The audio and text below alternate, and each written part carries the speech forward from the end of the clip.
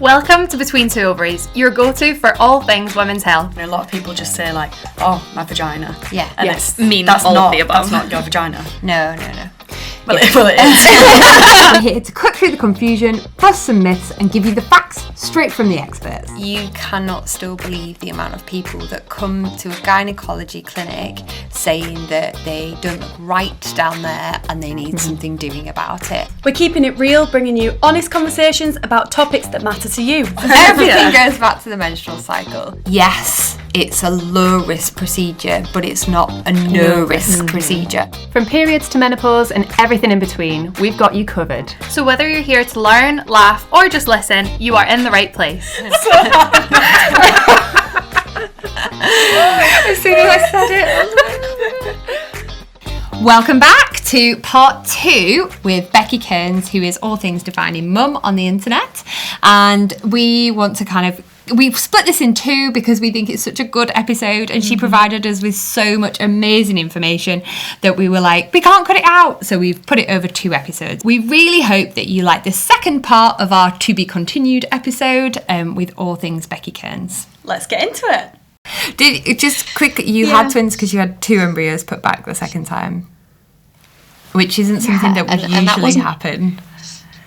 No, and again, this is another thing around going abroad and being aware of, because we hadn't realised and they hadn't said we've got 4 embryos remaining, but they froze them in 2 sets of pairs.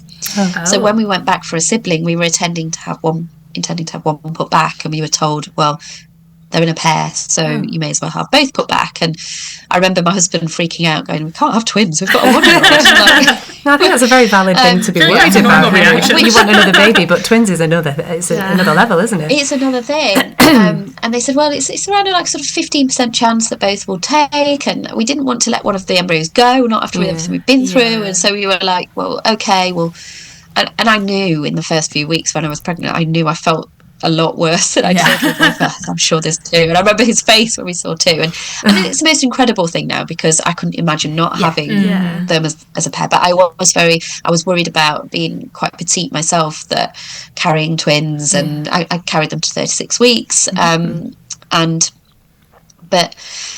all of these things that you don't sort of realise or no one really talks to you about, and they are quite matter of fact over there. So it's just very direct, like, this is what we're going to do. And I think my husband quite liked that, because he was like, okay, this is how we're going to get pregnant, this is how we're going to get you a baby. But there's a lack of like say counselling and implications around the anonymity side of things. And I want to come back to this, because I know I said, like, this is something I was actually in a way found probably comforting at the time, because it allowed me to move forward.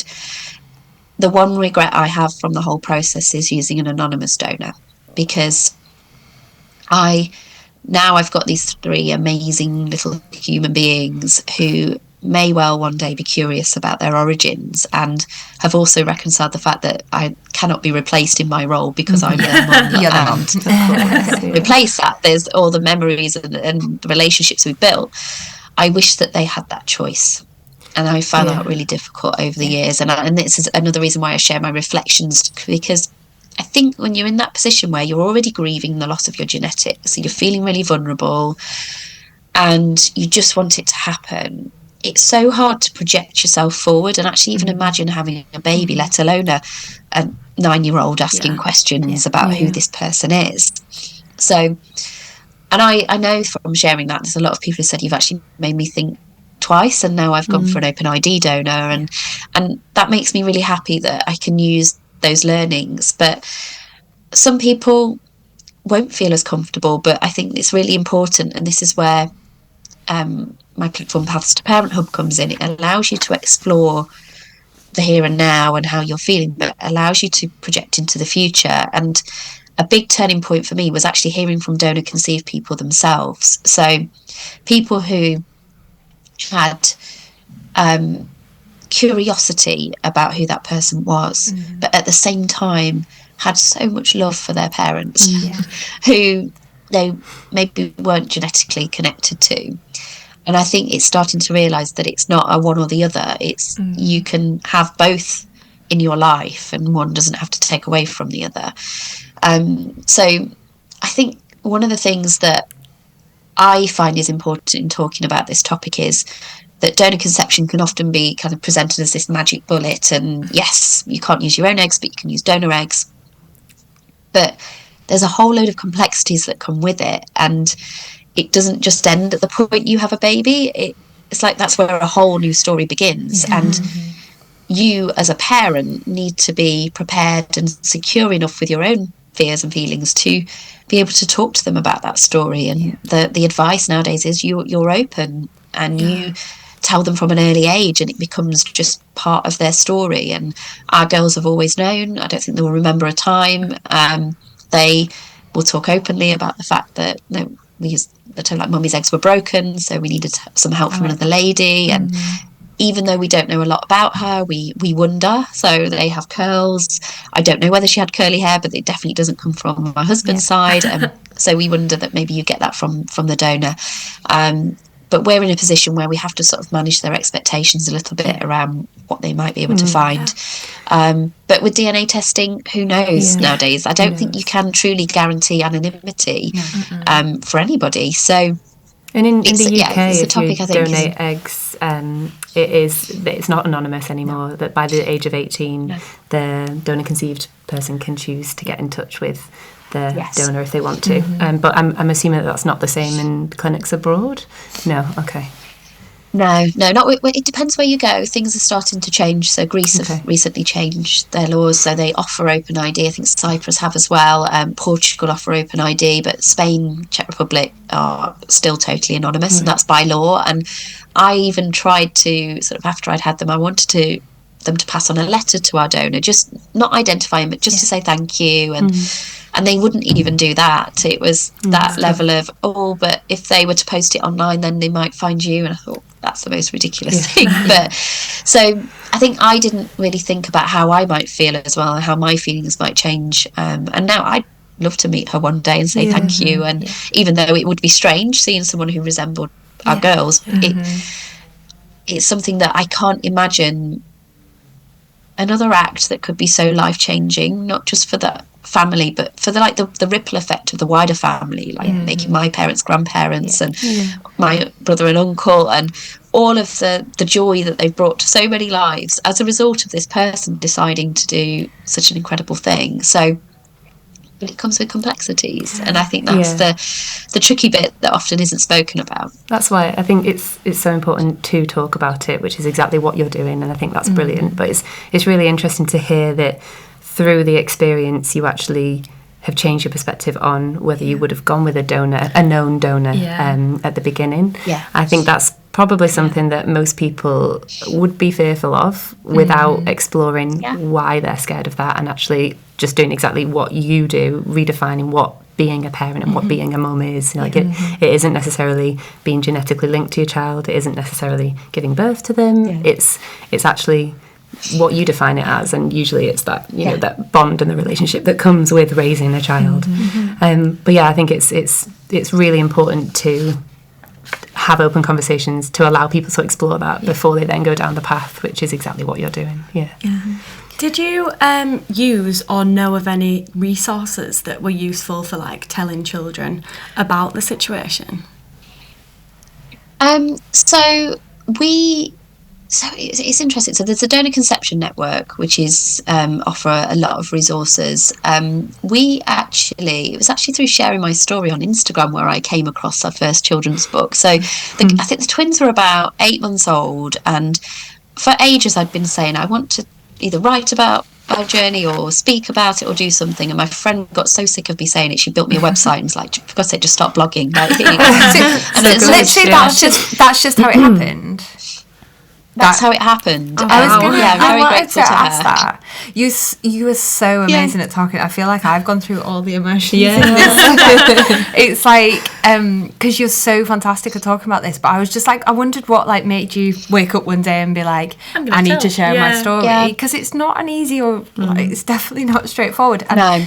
I know you're defining mum, but it's defining yourself in a situation, because every time people know you or meet you or see you, they know your story. Yeah. And it's like, are you happy with people knowing that? And you must have come to like I need to tell people this because it's so shrouded and people just don't get it.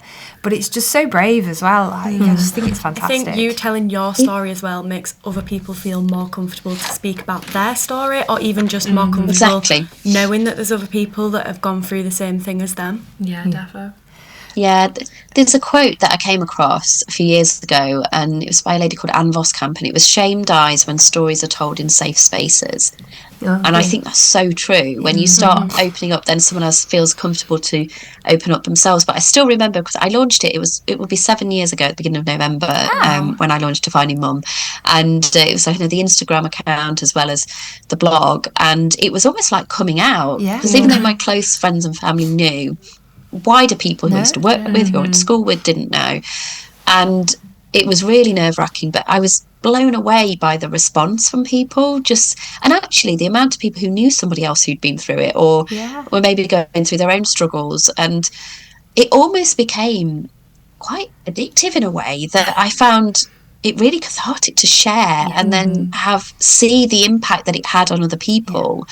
And it took a bit of time and sort of grew my following over the first year of just sort of sharing different insights. And then so I met a lady online. So social media can be difficult for certain things, but actually can be amazing for connection. And this lady, she had a little girl who was a couple of years older than Mila, and she'd written a book called Happy Together, children's book, and basically it told the story of mummy and daddy who wanted to have a baby but couldn't, needed some help, and that a donor gave eggs. And it was really, really simplistic way of explaining it, with these lovely little teddy bears on a bike, and it takes you through things. And I'd never really done the full story with her, but I remember receiving this book in the post and opening it up and having a really good sob, because it brings back all of those emotions. And I thought, gosh, I can't even read it to myself. How am I going to read it to her? But I remember lying with her in her bed, and she put a little head on my shoulder, and we read the book. And I did get a little bit emotional, but at that age they don't really pick up on that. But she was just so engrossed by the pictures and everything, and it just felt so right. It gave me a script. So I would always say, for anyone having these conversations, children's books are an amazing tool, because sometimes it's hard to find the words, but if you've got a script in a book that you can follow, it's a way to get them to understand. And all three of them, I've got some hilarious videos of them when they were younger, talking about Lady Donut.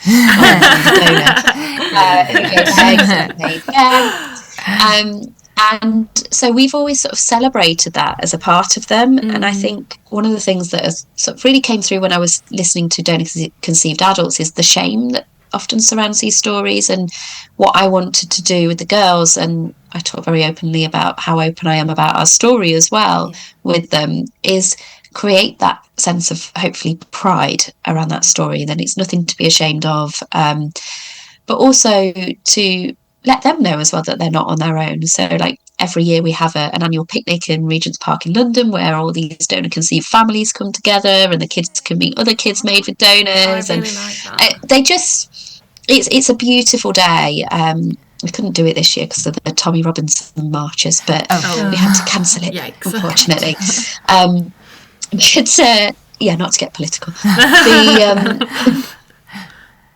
But no, just them feeling, I think it's really important for them to have that sense of knowing others as well, as much as it's really helped me knowing other people who have kind of had the same story. And actually I think so many people have got hope from seeing the girls and seeing our relationship and seeing how they have taken on that story. And it doesn't mean that they won't have questions. I mean, they have asked occasionally, like, where is she now? And we've got a picture of Prague, and we say that she's here. We're actually wanting to take them to Prague next year.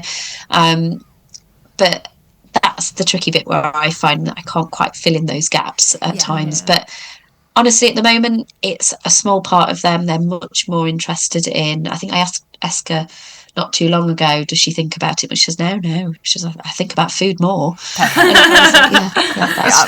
about right. Totally relate. She is. Their names are so pretty, Becky.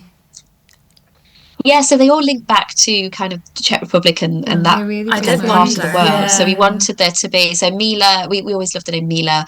Eska is actually named after the restaurant we went to have a meal in just after I'd had my embryo transfer. It was in a restaurant called Eska. And we both sat there and Mila was in a little high chair and we went, Eska, that's a really nice name. And and Lena as well is kind of a bit more Eastern European. So yeah, we just wanted them to have that little link back to their heritage and again, celebrating, not hiding that story. Yeah. It's great that Such a you nice way to do do have it. that event where you go and you meet other people who have been through a similar situation. It probably comes back to you meeting that lady that had a donor conceived child and seeing it means that then you can do it. That then it breaks down the barriers and makes you realise that actually it might be something that you can envision for yourself You're as like well. passing it on, aren't you? Yeah. You're like, Yeah. you've got the baton and you're passing it on. Like, Just to make it running. I just mean, like, It is amazing. And there's so many people, and it always brings me to tears when people say, "Oh, I wouldn't have my daughter or my son if I hadn't have found your story and been able to see what was possible." And I actually remember at the beginning of this year, we took the girls to the theatre to watch The Lion King in London, and just as we were coming down the stairs at the end, and it was really busy, I heard someone shout my name, and I was like, I turned around, and there was a lady there with her daughter, and she said, "I've just come across the whole section to try and catch up with you because my daughter's egg donor conceived and I've been following your story from the beginning," and almost like I was with Eska at the time, she got to meet her, and it was just such a beautiful moment where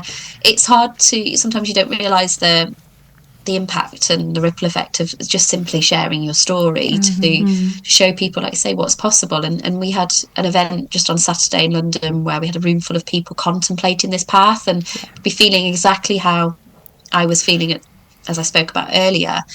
And we had a panel full of parents talking about like how their story's been, what they feared, but how they're feeling now. We also heard from donors who had donated and their motivations for doing so. And then we had a panel of donor conceived adults who were talking really openly about curiosity, but also about the amazing relationships they have with their parents, and that genetics doesn't define how they feel. So it's, I think opening up this conversation has been a massive thing that's happened over the past sort of 10 years where, like I say, when we went through this journey, it just wasn't there really. It was hidden. Obviously you've got your website, which we'll put a link for as well. Do you know any other websites or resources or places that people can look to get more information? Say there's lots of information out there nowadays. I think Instagram is probably just a great place to go and just search the hashtag like donor eggs or DIVF or other things as well, where you'll find people. There's an amazing place called Sensitive Matters who create a personalised children's book, and they've actually got lots of information and resources on there, which is lovely. I've mentioned before the Donor Conception Network, and then on Paths to Parenthood we have lots of free resources and things that people can download. There's actually one resource that gets utilised a lot, which is a Friends and Family resource. So it allows you to give information to your loved ones to introduce that concept of donor conception when you might not know how to talk about it with them, and it sort of shares what it is and how they can support you and share some stories, just because I think sometimes as hard as it is for you to get your head around this, it can also be really difficult for your parents or for family members as well. And that also becomes like an additional burden that you take on, that, do I tell that family member, will they be accepting? And we often hear as well lots of cultural reasons why people don't feel comfortable to share with wider family. And it's wider than just supporting yourself, it's supporting others around you as well. But there's a lot more out there. We'll put those links at the end of the episode, so if anyone's listening and wants to access any of those resources, we'll put a link to them as well. Yeah, and I think on a similar vein, can you talk to us a bit about fertility matters at work, sort of like how you think businesses can be better and that kind of thing?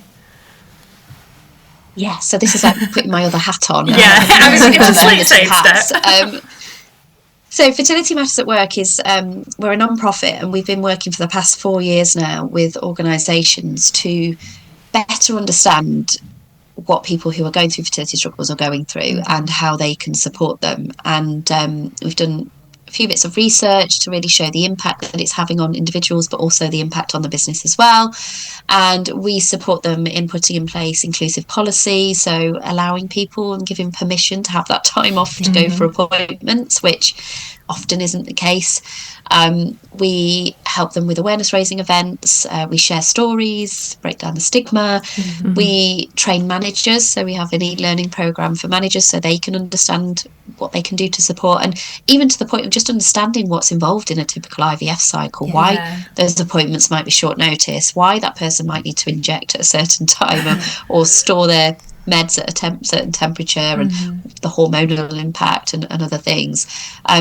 And then also helping them set up peer support groups as well. So it's a real holistic cultural change that we're looking for within organisations, and we're working with over 40 organisations now in the UK to help them become what we call fertility friendly. So we've set the standard and said you need to have all of these things in place to become accredited, and it's really taken off. But I think, as I mentioned earlier, not many people feel comfortable to share that they're trying, and that is always going to be a challenge. But I think if there's an organisation that clearly recognises this as a life event that people might go through, and openly says that we will support you through this, and also has peer networks or like even education around your fertility and other things, it's going to make you feel like you're always have that permission to share if you choose to, and actually relieving that burden. And I'm sure you see so many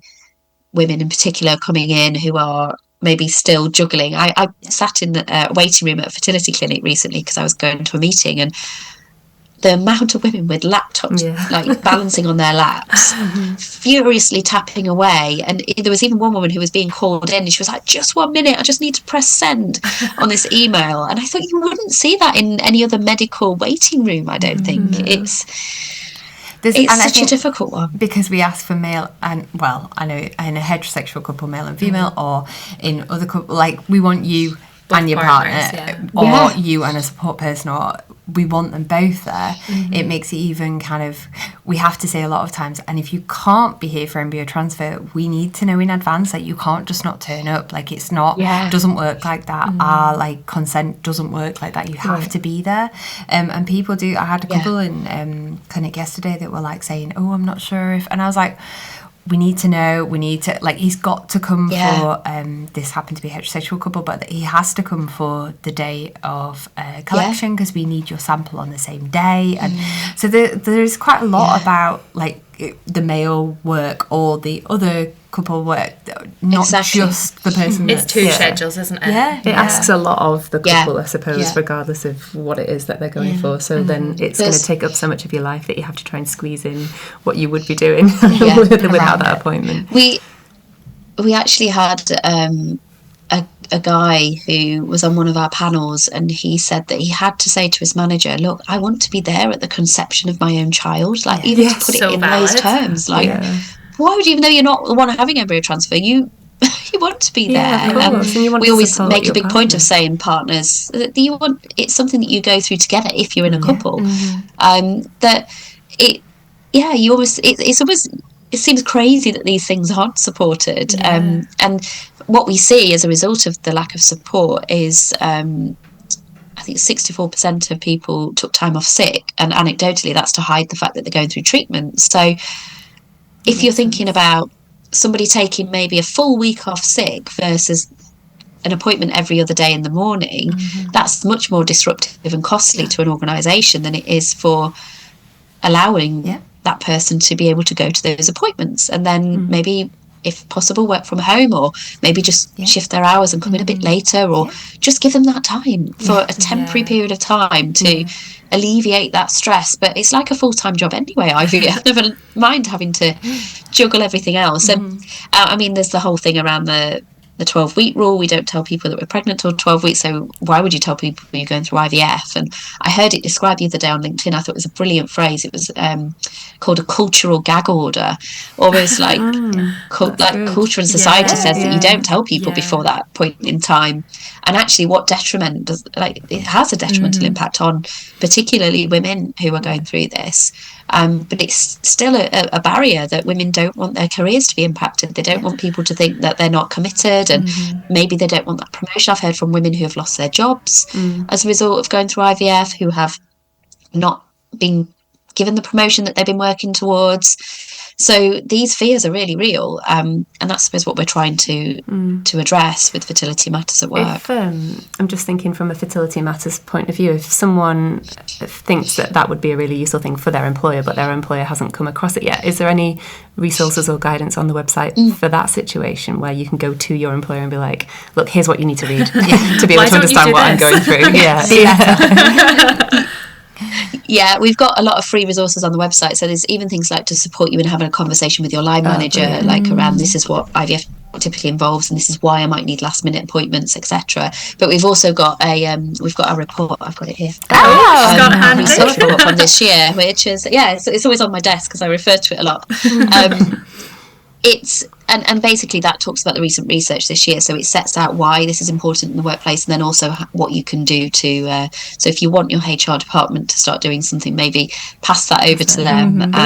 Drop that in an email. Yeah, it's a huge task. It's a huge task because I think a few years ago employers just didn't recognise this. I think the menopause conversation has really helped pave the way for we can talk about taboo topics in the workplace, but it's still a long way to go, and we're still trying to campaign for statutory rights for people to be able to have that time off, like an antenatal appointment, you are able, you've got that permission, rather than it just being the look of the draw for people. So that's a work in progress. Really, really helpful for so many people. It is crazy. I literally had somebody last week that asked me to write a letter to their employer because they were overlooked for, basically when they found out they were having IVF, suddenly like their job trajectory changed. It was just absolutely ridiculous.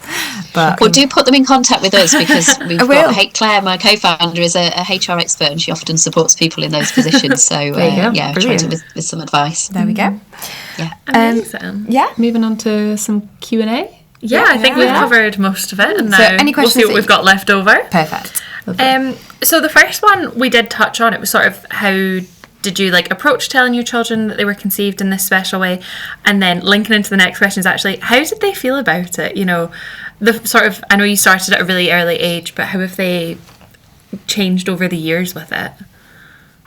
They've, it's surprising just how kids take it on and kind of take it in. And I think some certain conversations we've had where I remember looking in the mirror at the same time as Mila as I was doing my hair, and she sort of commented on, oh, my eyes are blue and yours are green. And I said, well, yeah, because we don't share genetics. So you will have either your eye colour will be determined by daddy's genes and the donor's genes. And there's a brilliant book which has actually allowed us to evolve the conversation called The Secret Code Inside of You, and it's all about DNA.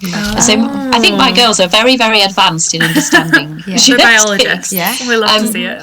But it allows you to just, without talking about their story specifically, but it allows you to say, well, this is how it works. And there's another book called What Makes a Baby, which is all about you need a sperm, you need egg, and it just allows you to talk about those things. But what that book also does, it talks about how your genes will tell you what colour your eyes are, but you choose where to look. And it also kind of brings in that factor of the nature and the nurture, and you choose where to look and you choose what to do.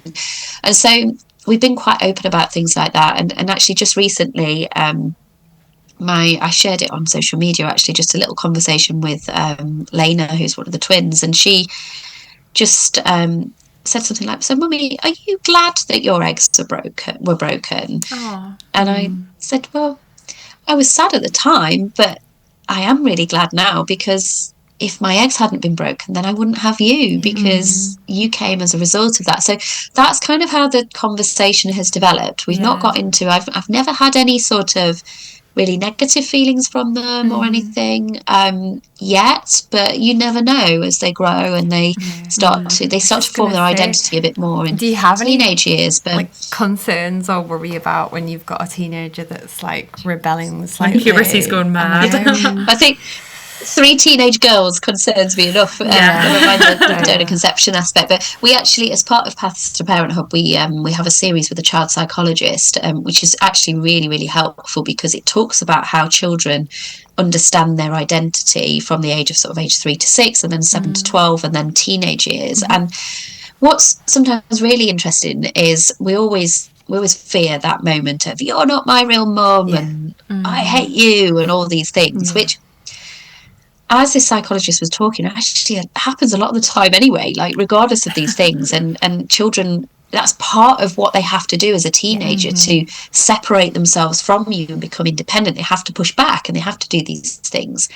And we talk about something called the Velcro effect, where when you have used a donor or had a different route to parenthood, quite often you can attribute those different emotions and reactions to the fact it's because they're donor conceived. That's why they're feeling like that, when it's not always the case. And the advice is very much just sit with them wherever they are and be open and just understand that this might not be personal. It might not be about the fact they're donor conceived, but if you can be open and listen and take on how they're feeling in that moment, then that will allow them to feel safe. And what I always want is the girls to feel that they can say however they feel without that fear of upsetting me. And I think that's often a very difficult balance for parents, because this is very emotional for them to understand. And kind of, again, just hearing stories from donor conceived people where they've sort of maybe felt that they can't mention it because that might upset mum or that might upset dad, and maybe it then creates this feeling that they then take on the burden of not being able to share. So this is why I mean the whole ethos of everything we do at Paths to Parenthood is supporting yourself so you are in the best possible place to support your future child. And it's not to say that it's going to be like you're going to have all of these challenges, but it's making sure that if they do ask questions, if they do feel unsure about something, that they have got you there to support them, but also you feel supported yourself. It's nobody prepares you for it. I always think about the adoption pathway, which is different, but there are parallels as well in certain ways with the genetic loss side of things. And if you're going to adopt, you go through so many different preparations and you have that ongoing support as well. The donor conception, it's kind of like the medical treatment and maybe a counselling session, and where it's done really well is that there's additional counselling sessions for people. But the reason why I created Paths to Parenthood, there wasn't much for people beyond that point of you've left the clinic, now you're pregnant and anxious about these things, or you're in early years bonding. And we work with an organisation called Parenthood in Mind, who are specialists in complex fertility journeys, but also through those like first years of the baby's life and as your child grows. So yeah, I think that's a very long answer to your it's a really great answer. Yeah. I think it's just brilliant it? advice for anyone who is a parent as well. I think not, regardless of how you became a parent, I think that advice about supporting yourself so that you can support the other person, your child, is really key. Can I tag a second question on the back of that? Because we talked a little bit about the whole counselling thing. And did we call it implication counselling? We did call it implication counselling. Why is it called that? Yes. What sort of is that? Just my own question that I'm just going to throw in there. Yeah, I like it.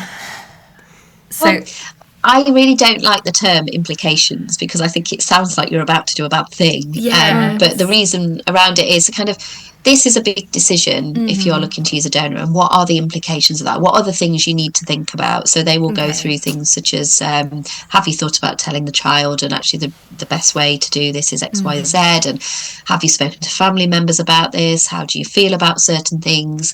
Are you aware of the fact that DNA testing is prevalent nowadays, that it's something that's out there? So, I mean, I don't know how you can get through everything that you need to cover in the space of one session, but it gives people a bit of a space to be able to explore those things, and is a requirement in the UK if you're going down the route of donor treatment. I think it's to make you think of things that you wouldn't have thought about. Yeah, to sort of put you in the bigger picture. Put you in difficult positions. Yeah. What would you do if, and what will you do when? Yeah. Because there is like so much with regards to DNA, or kind of what would you do if you find out they've got siblings that live in the next town? What would you do if they've got, like, there'll be lots of different positions that you could put yourself in, and it kind of just makes you be like, I do need to think about that. I do need to think about that, because how would I deal with that situation? And am I comfortable with that situation? Because if you're not comfortable with it, is this for you? Yeah. Whereas I think, flipping back to the last question slightly, you said that it can be treated as a medical kind of condition, and that's kind of what happened to you, because you went abroad, had a medical treatment, and came home. And that's exactly literally what happened. So it is different. You have to have implications here. But I do think in one sense it can be a tick box kind of, you have to have it, you've had it. And I suppose if more questions came up and you weren't happy, then you could follow that up. Yeah, circle back. But for a lot of people, they've kind of decided it's the right thing for them. And then they have the implications, counsel them, and move on to treatment straight away. Okay, thank you. Another question. I don't know who wants to answer this. Okay. How does the body not reject an embryo formed by a donor egg? What's I think this is a great question. Yeah, I it was is a good pondering question. this, and I was thinking that, so your egg is if you're using your own eggs, it's your own genetics, but the sperm is already not your genetic, and therefore not your an embryo, genetics. whether it's formed by your egg or a donor egg, is genetically unique. Yep. So Yeah. the fact that your body doesn't reject your own egg with a sperm is the exact same reason why it wouldn't reject a different egg and a different sperm. Yeah, that was what I was pondering. Is that okay? That's how I would explain it. Beautiful. And with regards to you got told about percentages of an egg donation working. So you, whether you're 40, 30, 25, if you're having an egg donor that is 25, 28, 30, you've got the chances of it working of the egg donor's age. So, Oh, that's interesting. if you were using the eggs and you were 40, but your egg was coming from a 25-year-old, you've got the chance of the 25-year-old. Okay, I see. So that's why sometimes I think, when you were saying about percentages, when I talk to people and I'm kind of like, look, this is a chance of it working because you're now 42. This is a chance of it working if you used an egg donor. Like, if you've got enough money to do this once and you want it to work, then the chances of it working are just like so much higher with an egg donor. And it's not that simple, is it? Because you're not just going to be like, oh, my chances are higher, I'll go with it. And especially Becky, when you had that miscarriage first, it must have been so difficult to move because you're like, but I've done it once, I can do it again. What if I could just exactly. It's another factor in it, though, isn't it? And I think it draws back to you saying that your partner, when you had that consultation and the percentage chance was so much higher with a donor egg, for him, you said that seemed to be the kind of turning point. I think that is, it depends on the person, but it's a factor. It's the money, the time, the chance of success, and then also everything that comes with that as well, with the kind of the resilience that's needed for even one IVF, never mind all of what you've been through. So I think our next question is quite a big one, so maybe we go for like the top piece of advice, the top consideration, but it's almost also double-sided as well, which makes it confusing. But what questions do you think people should ask themselves before they decide to use donor eggs? And then on the flip side of that, what should people consider before they donate? Okay, it's quite a big one, isn't it? It is a big question. So I suppose a question to ask yourself before you use donor eggs is that you've thought about the implications, and you've thought about what Becky said about kind of whether you're going to have a known donor or a non-known donor, and if you're having a donor that's known, what are the implications from that? From that side, your children will be able to find out information at appropriate ages, and are you happy with that? Have you put yourself in that situation? Are your parents happy with that? Is your partner happy with that? How are they going to feel about this situation? Because it affects, although it is you, it affects the wider kind of people in your little network. And I think having that consideration is key. And if you're going to donate eggs here, then the big consideration is that you can be contacted. In the UK. Okay. And I think if you're going to donate eggs, you do also have to have implications counselling. So they will, run through, make you think of things that you might not have thought of. But I think as a woman donating eggs, I think you have to consider, how would you feel if you donated eggs, someone had a family, and then you later tried to have a family and weren't able to? Yeah. Would you, I mean, there's nothing you can do about that. That's just a situation, but how, being mentally prepared for that situation is important. And again, thinking about the wider family, it's genetics are not just your own, unfortunately, and they do affect other people. And having a thought about how your family or your partner or your future partner might feel about that as well. Which is why the counselling, I think, is so important.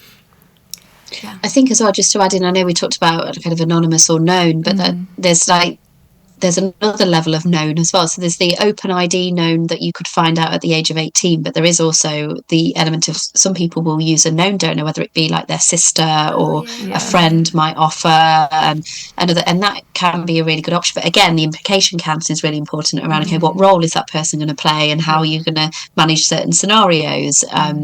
So there are different options open to people. I actually considered a known donor at one point in time. This lady on NetMums Forum offered me her eggs. At one point I thought, but actually it seemed too complicated, and I think that my fears got the better of me. But actually I've seen some beautiful stories, Becky, where people have been close. I listened to one of your episodes, which was someone called Jen who did choose known donor egg donation, and I thought that was such a fascinating episode. So if anyone's kind of interested in that, I would say go and listen to we can link it below. Podcast. It's just the podcast.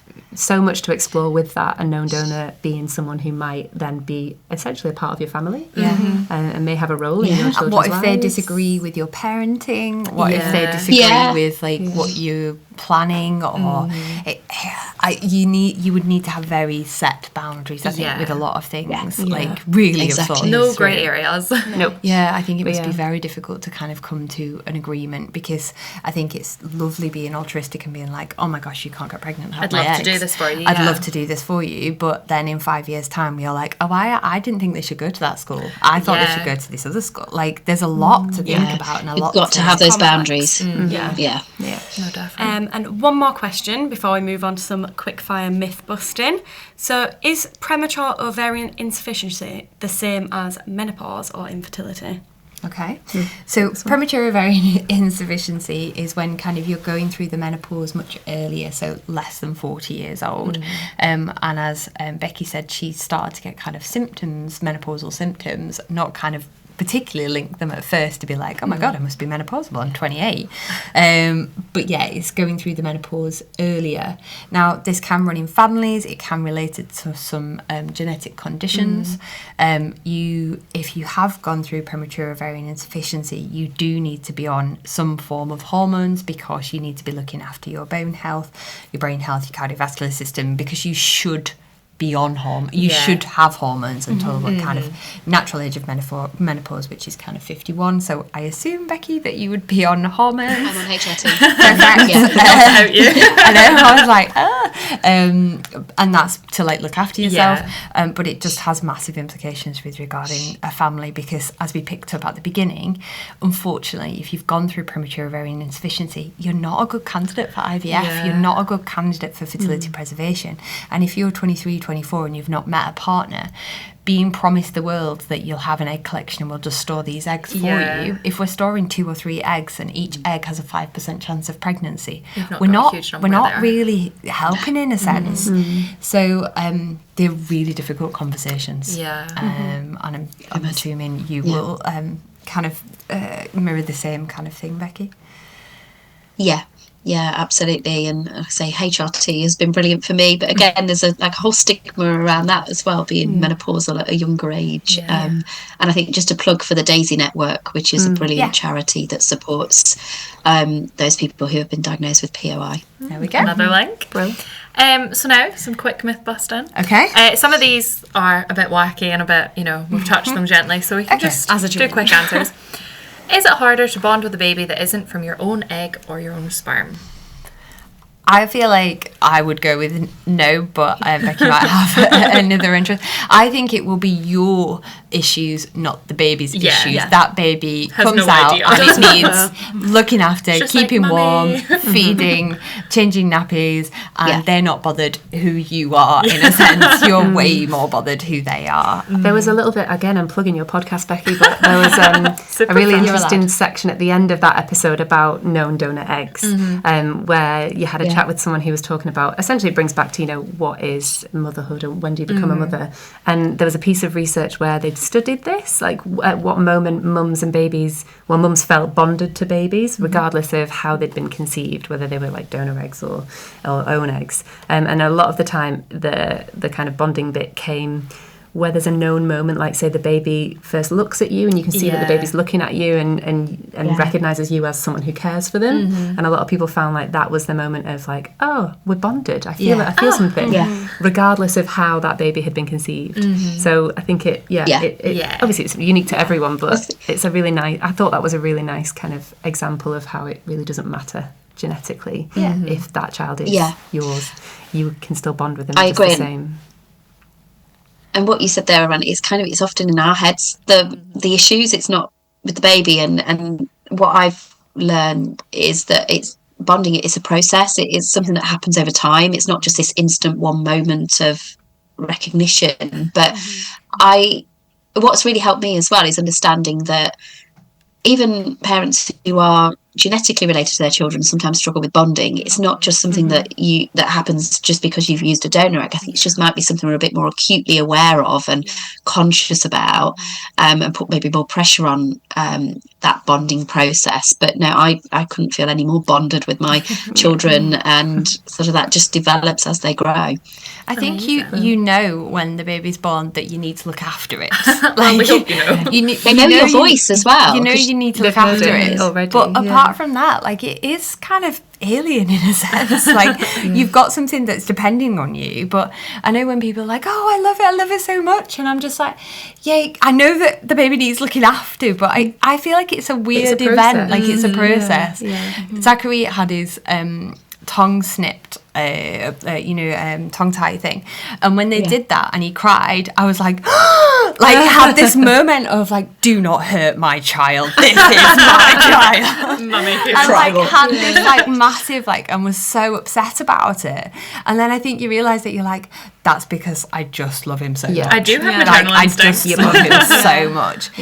But I don't think it's like a No, I agree. Like you say, it's a process, the bonding side of things, and it's something that it doesn't really matter how you've become that parent. It happens naturally at some point during you caring for the baby.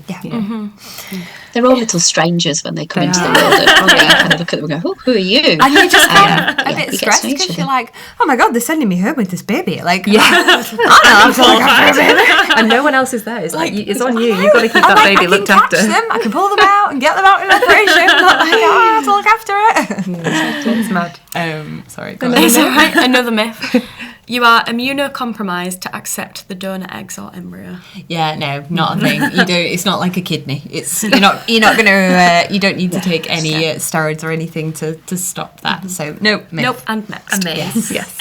So this one I think is probably one of the worries that a lot of people have if they're considering it. That the donor could go through legal proceedings for custody of your child at any time. Okay, well that's not true. Good. I don't know, Becky, if you want to comment.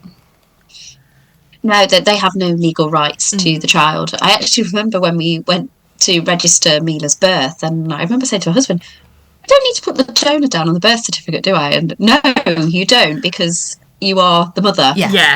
So I think there's often worries about these things. I think it's, if you're looking at sperm donation and you're not doing it through a licensed clinic, you have to make sure you've got some legal advice and things in place, because that can there can be claims around parental responsibility. However, if you use a licensed clinic in the UK, usually all the consents and everything are all covered off through there. Within it. Like contracts and things. Okay, amazing. If you have POI, premature ovarian insufficiency, you cannot get pregnant naturally at all.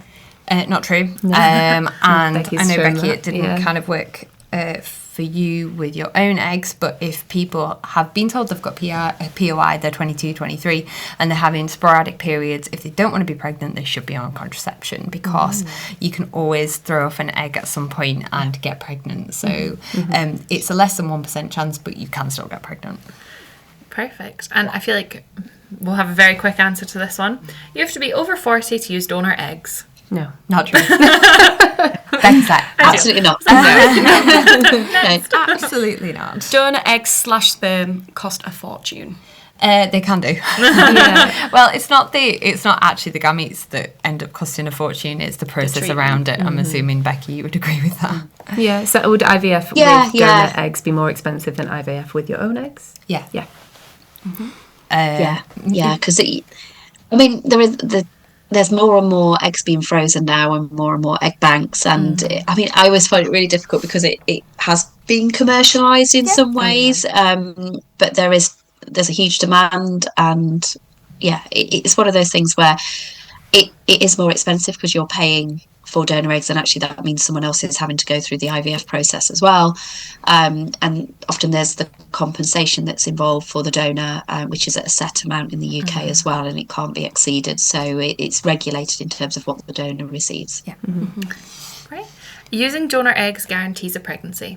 No, it doesn't, and just as Becky said, but your chances of pregnancy are the same chance as if you were that age. So if you're a 25-year-old, you've probably got a 50% chance of pregnancy, which is massive compared to the HFEA across ages is like 27 to 28% chance of pregnancy, so of live birth. So it's very different when you're much younger. Fab. And finally, donor eggs equals surrogacy. The donor carries the pregnancy. No. And after listening to that podcast, I think I could answer. But it just shows that there is some people get a bit confused, though, don't they? Yeah. But no, surrogacy is not the same. There was actually. Sorry, go on. Sorry, I was just going to say there was actually an episode of Coronation Street that it was sent to me. I don't watch it myself, but there was a lady there with POI, and she was talking to a consultant, and she was saying, but can I not have a baby? And she was like, oh, well, you can use IVF and be a donor surrogate. And it was just the terminology was that's so strange. I did a bit of a reel on Instagram to go, what? You're not a surrogate, you are the bomb. And it was just so I can't believe actually they didn't get advice around it, but I'll have to say it's given someone didn't do their research. So even that, and I think that can be really difficult, because if you're watching that as someone who's considering or going down that route, you don't want to be referred to as a surrogate. You are the mother. You are carrying your own baby. It's absolutely. It feels bizarre because surrogate is a completely kind of different thing in that sense. Quite separate, Anyway, it's a whole other kettle of fish. It's a whole other podcast. I think we're at the end. We've covered everything. It's been really, really interesting hearing your story, Becky, and I think you're just so inspirational for what you've done for other couples who are considering doing what you do. I think we will definitely be recommending these resources that you've mentioned. We'll put them at the end of the episode. I think you've taken us on an emotional roller coaster, and we have loved it. Thank you so much for being so open and honest. Thank you. Thank you for having me. It's just great to be able to have these conversations, and hopefully it helps whoever's listening. Wow. That was really good. She was amazing. Yeah, absolutely, she is amazing. fantastic. Yeah, she is amazing. Like, to have gone through all of that and then created everything she's created to give back to the same community is just, and to be so willing to talk about it all. I could have listened to her for hours. She talks about it so well, and she's so measured when she talks. Like, it's just, I feel like I could never talk so kind of, I don't know, just matter of fact, but the emotional is there as well. But I'm not like blubbering away. I mean, I was. I feel like it was like it was like a lot. It was a lot. I felt like there was a lot to take in, a lot that she spoke about that just felt like a lot. I think it'll be so like useful for people who don't know anything about donor conception or that side of IVF, but also just for people who are kind of generally interested in it, not necessarily going to go through it themselves. I think because it really highlighted how little information there is about this out there, so it is something that everyone should have a bit of an idea about, because you might know someone who's going to go through it, and then like in the media there's always sperm donors, but there's never egg donors, so it's just nice to to talk about it. It's learn definitely about not it. as visible as sperm donation, is it? But yeah, she was fascinating. There was just so much information that I think even if you're not going to go through it and don't know anybody that is going to go through it, it's just really interesting to be more aware. And you might meet someone that is donor conceived, you know, and then having the kind of language to talk about that with them is really important, because otherwise it just becomes a big, like periods not being discussed, you know, it's like a taboo subject. So I found it really interesting. Loved it. Very interesting. Inspirational woman. So just as always, a little disclaimer: anything that we have said are our own opinions and should not be taken as personal medical advice or associated with where we work. Yeah, so if you've enjoyed the episode, if you've learned something new, please leave us a review wherever you get your podcasts. It may seem like a little thing, but giving us a 5-star review pushes the podcast out to as many people as possible, and we really want to break down barriers, bust myths, and give out really good information. Yeah, and we want this episode and the podcast to reach as many people as possible, so if you want to be part of that ripple effect, then please hit the like button. And make sure you're following us on all of our platforms at Between Two Ovaries and engaging with our content. Thank you. Thanks.